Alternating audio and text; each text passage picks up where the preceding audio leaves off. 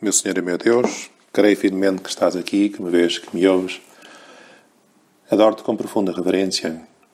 Peço perdão dos meus pecados e graça para fazer com fruto este tempo de oração.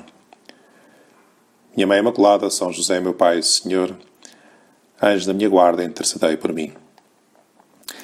Ainda há poucos dias pegava num jornal e ali estava a sondagem sobre a intenção de voto dos partidos políticos, nas próximas eleições em Portugal.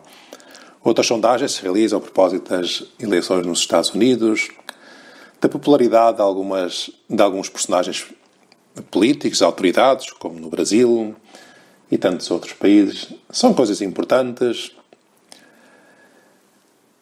De alguma forma podem influenciar a decisão de voto e é bom saber também até que ponto é que as políticas dos governos estão a seguir no bom caminho ou pelo menos são atrativas para os seus eleitores. Nós podíamos pensar que é uma coisa recente, mas não é. Não é. Se nós pegarmos no Evangelho da missa de hoje, já no tempo de Jesus se faziam sondagens, por assim dizer. Jesus, o nosso Deus, Ele próprio gostava de saber o que é que pensavam sobre Ele. E é o que nós lemos hoje. É São Lucas que o narra, diz assim: um dia Jesus orava sozinho. Que bonito ver Jesus a rezar. Jesus que eu reze também. Nós às vezes não rezamos. E não rezamos sozinhos. Até estes 10 minutos com Jesus é importante. Podem ajudar tantas pessoas a rezar. Mas não te esqueças também, não nos esqueçamos que por vezes é preciso rezarmos sozinhos numa igreja, no nosso quarto, deixar que o Espírito Santo fale na nossa alma e seguir depois a vontade de Deus. Depois diz São Lucas que Jesus orava sozinho, estando com eles apenas os discípulos, e então perguntou-lhes: quem dizem as multidões que eu sou?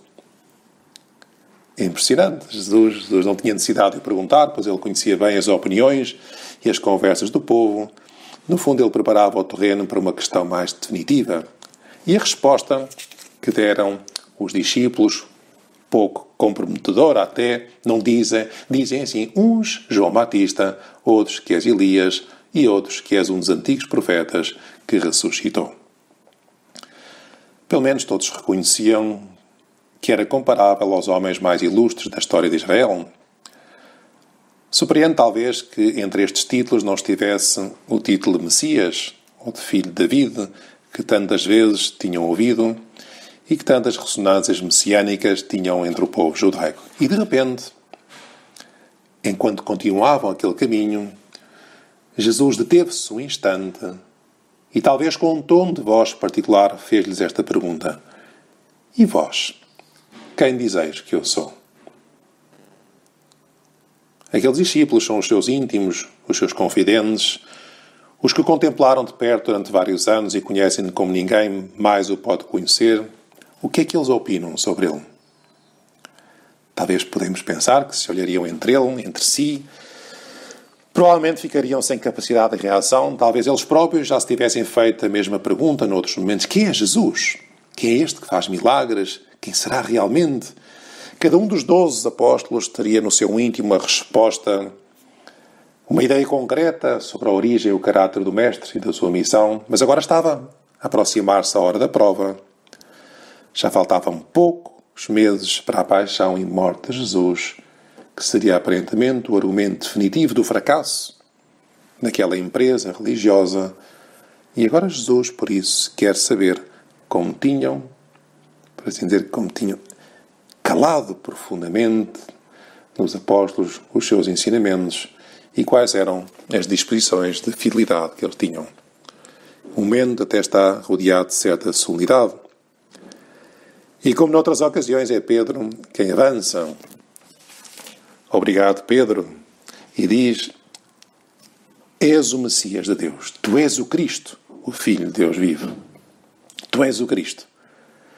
Aquelas palavras ressoaram como um trovão no meio daquele lugar deserto. Ninguém quis acrescentar nada mais, ninguém pronunciou mais palavras, não era preciso dizer mais nada. Tudo estava na voz de Pedro. Era Simão, que falava em nome de todos, mas expressava, em primeiro lugar, a sua fé pessoal em Cristo, que foi amadurecendo no seu interior desde aquele dia em que tinha deixado as redes para seguir Jesus. E agora era o Espírito Santo que o esclarecia e o confirma no seu coração. E essas palavras de Pedro introduzem uma novidade que o Senhor confirmará. O apóstolo não apenas proclama que Jesus é o Messias, isto também já o tinha feito João Batista, mas por inspiração divina proclama a sua filiação divina, natural. Tu és o Filho de Deus vivo. Já há muito tempo que os 12 sabiam que Jesus era o Messias prometido pelos profetas, mas talvez não tivessem tanta certeza sobre a sua divindade. Para declarar que Jesus era o Messias, não era preciso uma revelação especial do Pai. Muitos o tinham dito. Os discípulos íntimos do Senhor tinham podido pressentir e observar a divindade de Jesus, mas não tinham a firmeza que aqui mostrou Pedro. Quando o Senhor acalmou a tempestade com o seu império, com a sua voz, exclamaram: Tu és verdadeiramente o Filho de Deus.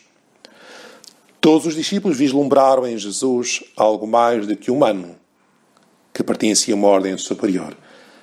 Agora, em Pedro e nos outros, esta fé incipiente torna-se forte, ainda que faltará ainda o envio do Espírito Santo para chegar a toda a sua plenitude. E aqui nós vemos também duas formas de conhecer Jesus, também aplicando agora a nossa vida. Se Jesus perguntasse agora, atualmente, uma forma de conhecer Jesus mais exterior, o que é que dizem as multidões, e um conhecimento de Jesus mais íntimo, pela fé, da amizade, que Jesus te pergunta também a ti, a mim, e que nós procuraremos, agora nestes minutos que faltam diante de Deus, quem é responder esta pergunta: quem digo eu que é Jesus? Quem é Jesus para ti?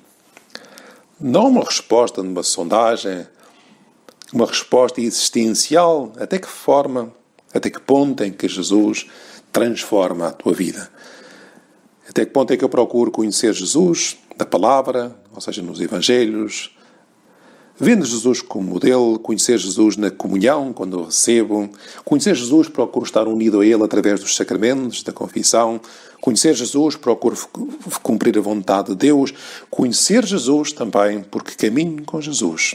Jesus, imediatamente depois de obtida esta resposta, diz: o Filho do Homem tem de sofrer muito, anuncia uma vez mais a sua paixão, que se está a aproximar. Fala-nos da cruz, que tem de ser morto e ressuscitar ao terceiro dia. Pois o caminho do cristão é o caminho da cruz. Quem quiser ser meu discípulo, pegue na cruz todos os dias e siga-me, diz o Senhor. Quem é Jesus para ti? O que é que eu estou disposto a fazer por Jesus? Estou disposto a carregar com a cruz, de fazer a vontade de Deus, de um estudo sério, de cortar uma conversa indecente, de desligar a internet ou a televisão quando não me ajuda, de ser simpático com todas as pessoas. Que sacrifícios eu estou disposto para ser fiel a Jesus? No outro dia tive que ir a um centro comercial, arranjar uma pilha para o relógio, achei graça que estava lá uma pessoa, tive que estar à espera, estava assustadíssima porque estava com uma pistola apontada ao nariz. É uma pistola que, ou seja, nunca tinha visto, estavam a colocar-lhe um piercing no nariz. Estava cheio de medo. Tanto que eu disse à senhora: olha, se quiser atenda-me primeiro, mas ela disse: não, que já está desinfetado, espera só um bocadinho. Deu um berro tão grande, mas lá se fez aquilo e, afinal de contas, não custa assim tanto. Se calhar qualquer dia penso também numa coisa destas. E depois, logo a seguir, tive que ir cortar o cabelo. Não era o meu barbeiro habitual, que estava fechado naquele dia. Fui a outro que estava com uma tatuagem enorme no braço, que eu lhe perguntei: mas quanto tempo é que isso demorou a fazer? Umas 4 horas. E não dói? Dói, mas até é uma dor que nós gostamos, dizia ele. Incrível, fiquei admirado. As dores que tinha aquela rapariga para colocar o piercing, o outro para fazer a tatuagem. E ninguém diz nada. Como é evidente, mais ou menos as pessoas hoje em dia aceitam esses sacrifícios para ficar mais bonito ou para pôr umas tatuagens. Mas depois já não se aceitam os sacrifícios como os que Nossa Senhora pediu em Fátima aos pastorinhos, ou os sacrifícios que a nossa fé nos exige para seguir Jesus com fidelidade. Pois não pode ser assim, não podia ser assim. Se nós acreditamos em Jesus, se para nós Jesus é realmente o Filho de Deus, temos que ser seus amigos, temos que lhe responder com generosidade em cada dia, temos que procurar ser fiéis à sua vontade, deixar-nos guiar pela sua palavra, conhecê-lo e amá-lo. E isso requer também pôr os nossos pés atrás das suas pegadas.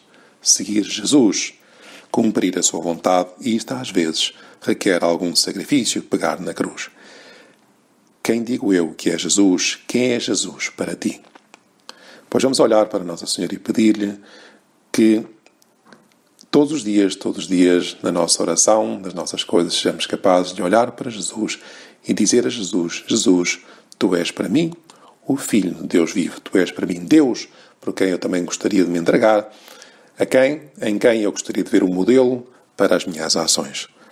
Dou-te graças, meu Deus, pelos bons propósitos, afetos e inspirações que me comunicaste nesta meditação. Peço-te ajuda para os pôr em prática. Minha Mãe Imaculada, São José, meu Pai e Senhor, anjos da minha guarda, intercedei por mim.